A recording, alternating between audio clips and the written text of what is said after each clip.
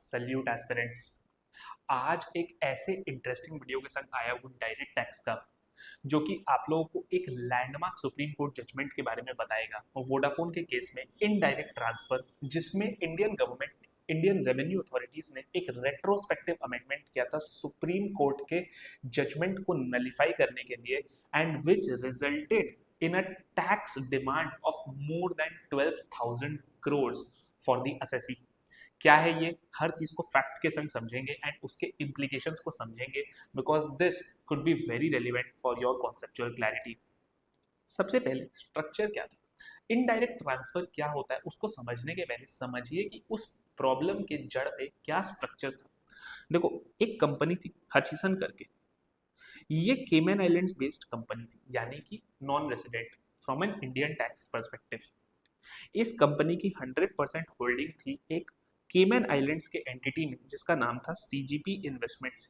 और ये CGP investments alone plus कुछ मॉरिशियस बेस्ड एंटिटीज के संग हचिसन एसआर लिमिटेड बोल करके एक इंडियन कंपनी के अंदर 67% स्टेक होल्ड करते थे। ये बेसिकली एक जेवी था between Hutchison group and SR group. अब जो है, हचिसन को एग्जिट करना था। आपको पता है कि अगर आप डायरेक्टली इंडियन कंपनी के शेयर्स ट्रांसफर कर दोगे तो आपके ऊपर कैपिटल गेन्स लग जाएगा। तो इन्होंने पता है क्या किया, they found a different way out. इन्होंने क्या किया, इनको सेल करना था वोडाफोन को, जो कि अगेन एक नॉन रेसिडेंट था बिकॉज वो नेदरलैंड्स बेस्ड था। इन्होंने क्या किया, इसकी शेयर होल्डिंग ना दे करके इन्होंने इसकी शेयर होल्डिंग दे दी यहां पर। The transaction value was $11 billion. अब रिजल्टिंग स्ट्रक्चर क्या हुआ कि वोडाफोन के नीचे आ गया सीजीपी इन्वेस्टमेंट्स और सीजीपी के इन्वेस्टमेंट्स के नीचे आ गया हचिसन एसआर। अब आप केयरफुली देखो, इंडियन कंपनी की शेयर होल्डिंग पहले भी सीजीपी की थी, इंडियन कंपनी की शेयर होल्डिंग अभी भी सीजीपी की है, लेकिन हचिसन ग्रुप एग्जिट कर गया है, वोडाफोन ग्रुप आ गया है, और इन्होंने कोई टैक्सेशन कोई कैपिटल गेन्स कुछ भी नहीं किया। रेवेन्यू अथॉरिटीज को ये वाली बात जमी नहीं। अब देखो, रेवेन्यू अथॉरिटीज ने क्या किया, रेवेन्यू अथॉरिटीज ने ये बोला कि आपने जो ये $11 बिलियन की पेमेंट की है, इन्होंने वोडाफोन को बोला कि आपने जो $11 बिलियन की पेमेंट की है सीजीपी को अक्वायर करने के लिए, उसके ऊपर आपको टीडीएस काटना चाहिए था, बिकॉज आपकी लाइबिलिटी थी $2 बिलियन की, and $2 billion at that time in that currency equivalation was around 12,000 crore plus. आज अगर मैं करूँ तो ये लगभग लगभग 18,000 करोड़ का अमाउंट हो जाएगा, मगर उस समय के हिसाब से 12,000 करोड़ का था। रेवेन्यू के कंटेंशंस क्या थे, रेवेन्यू ने उस समय बोला था कि जो इंडिया के अंदर इनकम टैक्स एक्ट 1961 के अंदर सेक्शन 911 है, वो क्या बोलता है समझिए। सेक्शन 911 ये बोलता है कि अगर आप कोई कैपिटल गेन्स आपको अराइज होता है from the transfer of a capital asset which is situated in India, तो फिर it would be deemed to accrue और अराइज इन इंडिया। यानी कि कैपिटल असेट अगर इंडिया में सिचुएटेड है तो उसके ट्रांसफर पर जो भी गेन लॉस आएगा वो कैपिटल गेन लॉस डीम मान लिया जाएगा टू अक्रू और अराइज इन इंडिया, इररिस्पेक्टिव कि आपका कैपिटल असेट मूवेबल है, इमूवेबल है, टैंजिबल है, इंटैंजिबल है, इररिस्पेक्टिव कि आपका प्लेस ऑफ रजिस्ट्रेशन जो है वो इंडिया में है या आउटसाइड इंडिया है, एंड ऑल्सो इररिस्पेक्टिव कि आपको जो कंसिडरेशन मिल रहा है वो इंडिया में मिल रहा है कि आउटसाइड इंडिया मिल रहा है। सो फार सो गुड।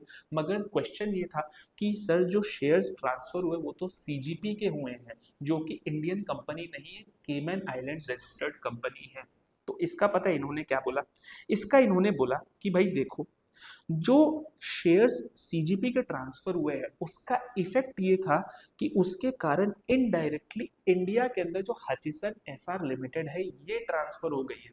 तो इन्होंने बोला कि ये डायरेक्ट ट्रांसफर का केस नहीं है मगर इनडायरेक्ट ट्रांसफर का केस है, और इसलिए इन्होंने वोडाफोन को बोला कि भाई आपको टीडीएस काटना चाहिए था, और इन्होंने डिमांड रेस कर दी $2.1 बिलियन की। इन्होंने एक और लॉजिक दिया, देखो सेक्शन 911 के अंदर जो वर्ड यूज्ड है वो वर्ड यूज्ड है थ्रू द ट्रांसफर। इन्होंने बोला कि भाई थ्रू का मीनिंग जो होता है ना, उसके अंदर हम इन कॉन्सिक्वेंस ऑफ को भी करेंगे। थ्रू द ट्रांसफर का मतलब है कि अगर कोई ओवरसीज एक्शन के कॉन्सिक्वेंस में इंडिया के असेट्स ट्रांसफर हो गए हैं तो हम उससे भी मानेंगे कि it is a transfer of a capital asset situated in India.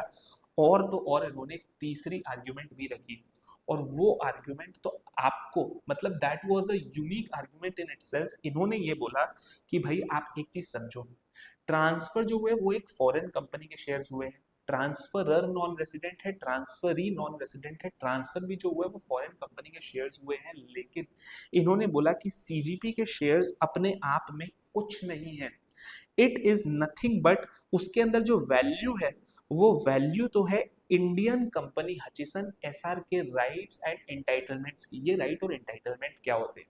ये राइट और एंटाइटलमेंट होते हैं basically right to manage Hutchison Essar which is an Indian company, right to control the Indian company. तो इन्होंने बोला कि इवन दो जो shares transfer हुए हैं वो सीजीपी के हुए हैं, लेकिन इंट्रिंसिकली जो ट्रांसफर हुआ है वो Hutchison SR limited Indian company के राइट्स एंड एंटाइटलमेंट्स ट्रांसफर हुए हैं। तो इन्होंने बोला कि भाई ऑल्दो आपने डायरेक्टली कोई इंडिया में सिचुएटेड कैपिटल एसेट को ट्रांसफर नहीं किया, लेकिन ये इनडायरेक्ट ट्रांसफर के केस है और इसके ऊपर हम टैक्स लेंगे।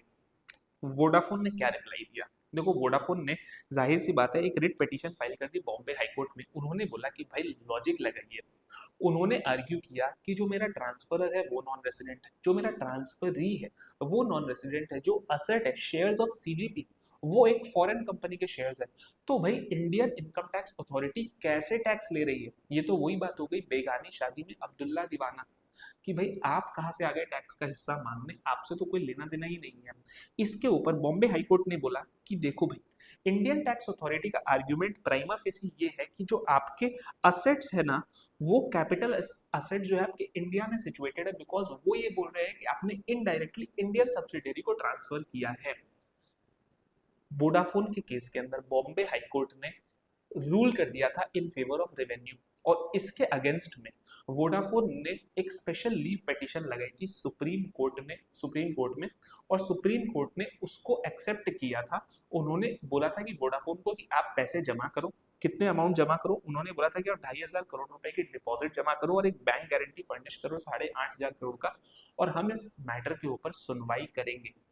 एंड अब देखो सुप्रीम कोर्ट ने जब इस मैटर के ऊपर एडजुडिकेट किया तो दे एडजुडिकेटेड इन फेवर ऑफ वोडाफोन। उन्होंने पता है क्या बोला? उन्होंने तीन बातें बोली।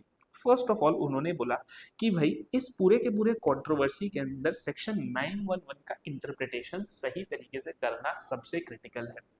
उन्होंने बोला कि देखो 911 के अंदर तीन कंडीशंस की बात होती है, अगर वो तीनों कंडीशन सेटिस्फाई हो तब ही वो जो ट्रांसफर है वो माना जाएगा कि it is a transfer of a capital asset situated in India and therefore the capital gains would be deemed to accrue और अराइज इन इंडिया। वो तीन ट्रांसफर्स के कंडीशंस क्या है? नंबर वन, कोई कैपिटल असेट एग्जिस्ट करना चाहिए। Number two, वो कैपिटल असेट इंडिया में सिचुएटेड होनी चाहिए। एंड नंबर थ्री, उस कैपिटल असेट का ट्रांसफर होना चाहिए। अब इन्होंने क्या बोला? इन्होंने बोला कि सेक्शन 911 में इनडायरेक्ट ट्रांसफर बोल करके कोई वर्ड ही नहीं है। साथ ही साथ सुप्रीम कोर्ट ने बोला कि देखो 911 क्या करता है, वो एक लीगल फ्रिक्शन क्रिएट करता है। लीगल फ्रिक्शन का मतलब है कि कोई चीज एक्चुअली में वो नहीं है, लेकिन लीगली मान लिया जाएगा कि वो कैपिटल गेन है from a transfer of a capital asset situated in India. इन्होंने बोला कि लीगल फिक्शन की स्कोप बड़ी लिमिटेड होती है, जितना लिखा हुआ है बस उतना ही उसकी स्कोप होती है। और इन्होंने ये बोला कि कल को अगर आप इनडायरेक्ट ट्रांसफर को भी लीगल फिक्शन के अंदर मान लोगे तब आपके तीसरे कंडीशन की वैल्यू ही क्या रहेगी, जहां पर दिया हुआ है कि situation of the capital asset should be in India. बोला या तो आप फिर उस कंडीशन को हटा दो, क्योंकि आप एक तरफ कहते हो कि हम कैपिटल गेन उसी को मानेंगे जहां पर इंडिया में सिचुएटेड कैपिटल एसेट ट्रांसफर होगी, और दूसरी तरफ आप बोलते हो कि नहीं नहीं, फॉरेन कंपनी के शेयर्स भी अगर ट्रांसफर हो जाते हैं तो भी हम मान लेंगे कि इंडियन कंपनी के ही शेयर्स ट्रांसफर हुए, इंडियन कंपनी ही ट्रांसफर हुई है। तो इन्होंने ये आर्ग्यूमेंट लेकर के कहा कि ये जो मैटर है इसके अंदर हम वोडाफोन के फेवर में जाएंगे, कैपिटल गेन्स टैक्सेबल नहीं होना चाहिए। लास्ट पॉइंट जो रेवेन्यू ने कंटेंट किया था, रेवेन्यू ने ये वाला पॉइंट कंटेंट किया था, देखो कि सर जो शेयर्स है सीजीपी के उनकी अपनी कोई वैल्यू नहीं है। उन्होंने बोला था कि even though on the books transfer CGP के शेयर्स हुए हैं, लेकिन इनडायरेक्टली सर वैल्यू तो इंडियन सब्सिडियरी के राइट्स एंड एंटाइटलमेंट्स के ऊपर है। इसके ऊपर भी सुप्रीम कोर्ट ने एक ब्यूटीफुल रिप्लाई दिया था। उन्होंने बोला था कि देखो भाई rights and entitlements capital assets होते हैं एंड उनके ट्रांसफर के ऊपर कैपिटल गेन आता है। लेकिन जो शेयर्स है, शेयर्स होते हैं एक बंडल ऑफ राइट्स और उनको इंडिविजुअल कंपोनेंट्स के अंदर ब्रेक करना पॉसिबल नहीं है कि जब आप शेयर ट्रांसफर कर रहे हो उसमें से कितना पैसा राइट टू वोट का है, कितना पैसा मैनेजमेंट राइट का है, कितना पैसा कंट्रोलिंग राइट का है। तो उन्होंने बोला कि आप उतने डेप्थ में नहीं जा सकते हो, आपको ट्रांजैक्शन को प्लेन सिंपल रीड करना होगा। सुप्रीम कोर्ट ने क्लियरली असेसी के फेवर में जजमेंट सुना दिया था and this was a massive win for Indian tax payers. लेकिन यहां से शुरू होती है कहानी। फाइनेंस एक्ट 2012 के अंदर जो गवर्नमेंट है वो लेकर के आती है अमेंडमेंट्स ताकि वो नलिफाई कर सके सुप्रीम कोर्ट के डिसीजन को। और सबसे बड़ी बात, ये अमेंडमेंट्स प्रोस्पेक्टिव नहीं होते हैं ताकि इन फ्यूचर कोई ऐसे लूपहोल को यूज ना कर सके। ये अमेंडमेंट्स हो जाते हैं रेट्रोस्पेक्टिवली फ्रॉम 1 अप्रैल 1962। यानी कि ये अमेंडमेंट्स का इम्पैक्ट ये था कि वोडाफोन को अब इंडिया में टैक्स भरना पड़ेगा। इन्होंने क्या क्या अमेंड किया, गौर से समझते हैं। इन्होंने सबसे पहले अमेंड किया, इंट्रोड्यूस किया एक एक्सप्लेनेशन 4, जहां पर इन्होंने जो वर्ड थ्रू था, मैंने आपको बताया था कि through the transfer of a capital asset situated in India, इन्होंने बोला through will be including by means of, in consequence of या बाय रीजन ऑफ। क्योंकि ये जो ट्रांसफर हो रहा था it was a consequence of a transfer of shares of CGP investments which was a केमन आइलैंड्स कंपनी। सेकंड, इन्होंने explanation 5 add किया और ये ही मोस्ट इंपॉर्टेंट एक्सप्लेनेशन। एक्सप्लेनेशन 5 में इन्होंने एक्सप्लिसिट वर्ड्स में पता है क्या लिख दिया, इन्होंने एक्सप्लिसिट वर्ड्स में लिख दिया कि देखो कोई भी असेट होगा जो कि शेयर्स या इंटरेस्ट इन अ कंपनी है और वो जो कंपनी है वो आउटसाइड इंडिया है, यानी कि सीजीपी इन्वेस्टमेंट्स एक एग्जांपल ले लेते। इन्होंने बोला कि अगर आप शेयर ट्रांसफर करते हो किसी ऐसी कंपनी का जो इंडिया के बाहर इनकॉर्पोरेटेड है तो हम उसे डीम कर लेंगे कि वो इंडिया में सिचुएटेड कंपनी है अगर वो अपनी वैल्यू डिराइव करती है डायरेक्टली और इनडायरेक्टली, सब्सटेंशियली वैल्यू डिराइव करती है from the assets located in India. यानी कि सिंपल बात में बोलूं तो इन्होंने बोला कि बिकॉज सीजीपी के शेयर्स की खुद की कोई वैल्यू नहीं है, वैल्यू तो इनडायरेक्टली हचिसन एसआर लिमिटेड की है जो कि इंडियन कंपनी है, तो हम मान लेंगे कि सीजीपी के जो शेयर्स है वो इंडियन कंपनी के शेयर्स हैं। यानी कि shares of CGP will be treated as a capital asset situated in India, ताकि ये एलिमेंट ऑफ डाउट ही खत्म हो जाए। अब इन्होंने कैपिटल असेट के डेफिनेशन में भी चेंज की। इन्होंने कैपिटल असेट के डेफिनेशन में क्लियरली ऐड किया कि property will include rights in or in relation to an Indian company which includes rights of management or control or any other rights, ताकि कल को कोई आकर के ये आर्ग्यू नहीं कर दे कि अच्छा ठीक है इवन दो सीजीपी के शेयर्स ट्रांसफर हुए हैं, इवन दो वो मैक्सिमम वैल्यू डिराइव करती है इंडियन सब्सिडरी से, लेकिन जो ट्रांसफर हुए सर वो तो राइट्स ट्रांसफर हुए, राइट्स तो कैपिटल असेट नहीं है। वो आर्ग्यूमेंट को इन्होंने नलिफाई कर दिया by adding this definition, by adding this addition in the definition. और तो और इन्होंने ट्रांसफर के भी डेफिनेशन के अंदर एक एक्सप्लेनेशन ऐड कर दी और इन्होंने ऐड किया कि it will include the disposing of or parting of with an asset by way of an agreement whether such agreement is entered in India or outside India, कोई फर्क नहीं पड़ता है, and which is dependent upon or flowing from the transfer of shares of a company outside India।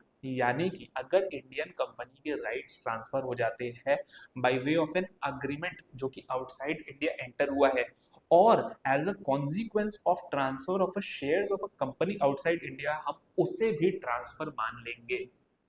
अब sir इसके बाद पूरे देश के अंदर जो हमारा टैक्स सिस्टम था उसके ऊपर बहुत सारी क्वेश्चंस आने लगे regarding certainty, predictability and stability, because this was sort of a landmark amendment by the government.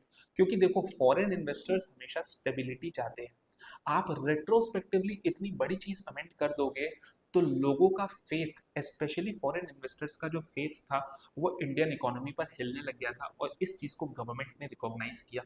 उन्होंने एक शोम कमेटी बनाई under the guidance of mister Parthasarathi Shome, और उन्होंने उस कमेटी को बोला कि आप हम लोगों को सजेशंस दीजिए कि कैसे हम लोग इस लॉ को रिफाइन कर सके, ताकि लोगों को ये चीज का फेथ आए कि हम लोग सिर्फ और सिर्फ इस टाइप के लेजिटिमेट टैक्स अवॉइडेंस वाले सिचुएशंस को ही टारगेट करेंगे, हर किसी को टारगेट नहीं करेंगे। और शोम कमेटी ने दो इंपॉर्टेंट रिकमेंडेशंस दिए जिन्हें फाइनेंस एक्ट 2015 के अंदर गवर्नमेंट ने इंट्रोड्यूस किया।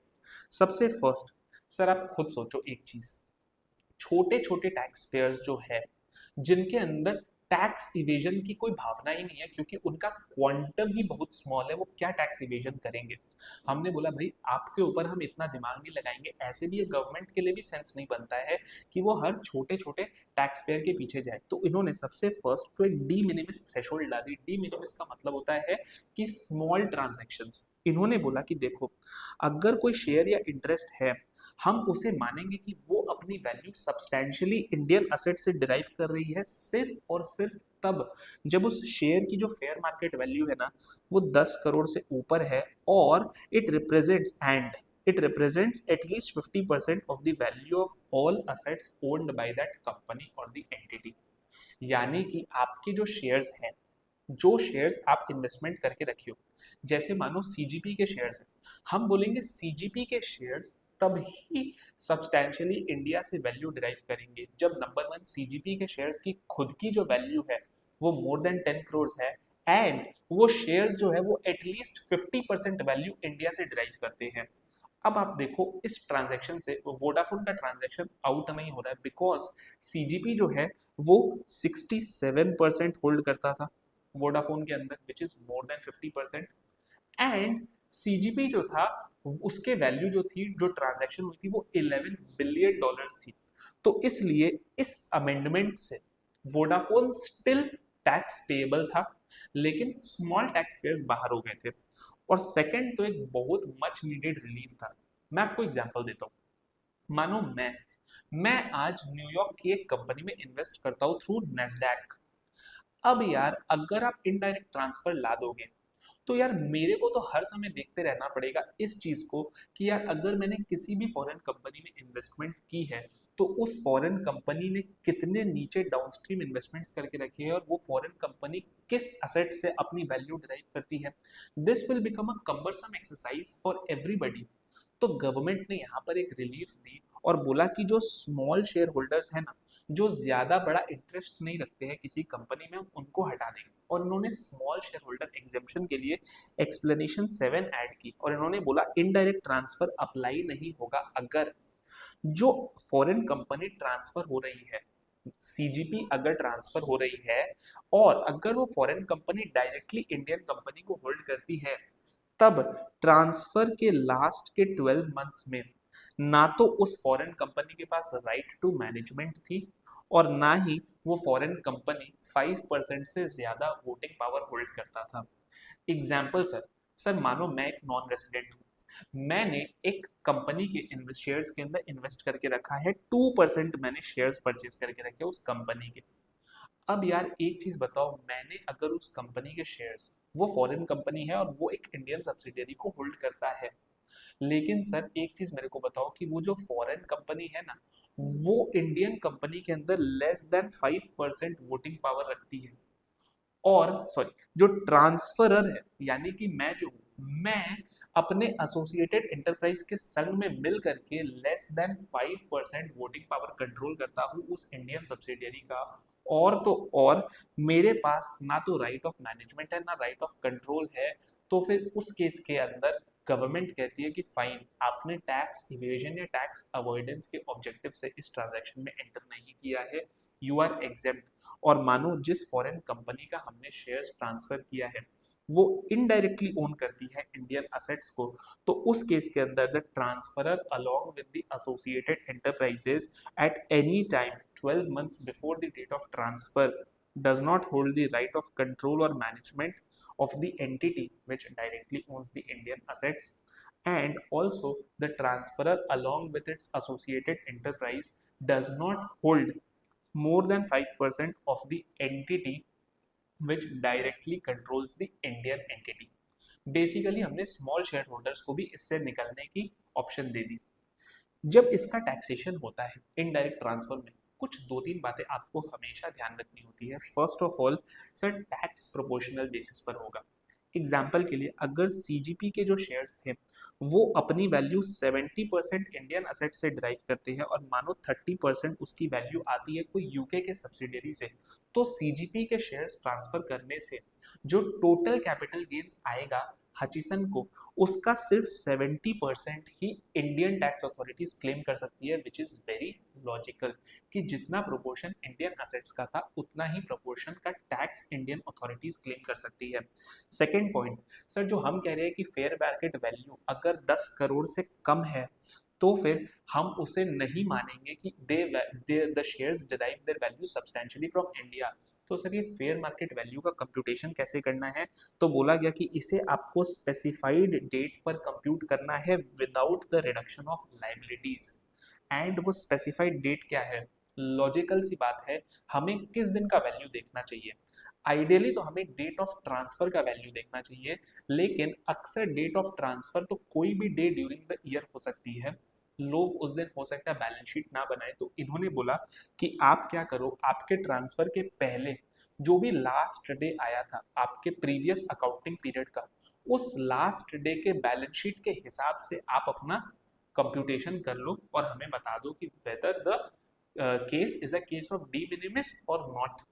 लेकिन लोग इस प्रोविजन के लूपहोल का फायदा ना उठा ले, इसलिए इन्होंने बोला कि अगर last date of accounting period से book value of assets on the day on which the accounting period ends versus book value of assets on the date of transfer, अगर बहुत बड़ा वेरिएंस है इन दोनों में, और वो बड़ा वेरिएंस क्या है, 15% या उससे ज्यादा का वेरिएंस है, तो उस केस में हम लोग को डेट ऑफ ट्रांसफर ही देखना पड़ेगा, बिकॉज उस केस के अंदर अकाउंटिंग पीरियड एंड का डेट पे जो वैल्यूज है they are not reliable, they do not show the true picture. Last point, sir accounting period क्या होता है, तो इन्होंने बोला अकाउंटिंग पीरियड वैसे तो है पीरियड एंडिंग 31 मार्च, 12 मंथ पीरियड एंडिंग 31 मार्च, लेकिन अगर वो फॉरेन सब्सिडियरी अपने लोकल टैक्स लॉज या रिपोर्टिंग रिक्वायरमेंट्स के हिसाब से एक different 12 month accounting period follow करती है, तो हम उस 12 मंथ अकाउंटिंग पीरियड को कंसिडर कर लेंगे ताकि चीजें सिंप्लीफाइड रहे।